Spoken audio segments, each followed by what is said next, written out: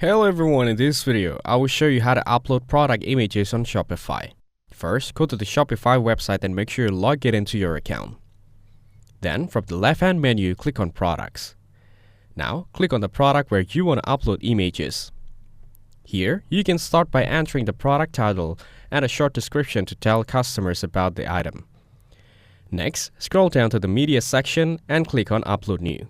A window will open where you can select images from your computer.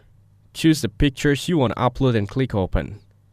Once the images are uploaded, you'll see them appear in the Media section.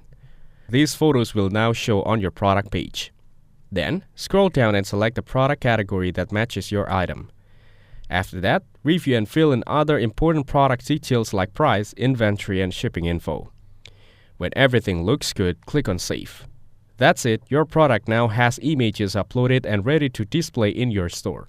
If this video was helpful, please consider leaving a like and subscribe to the channel. With that being said, I'll see you in the next video.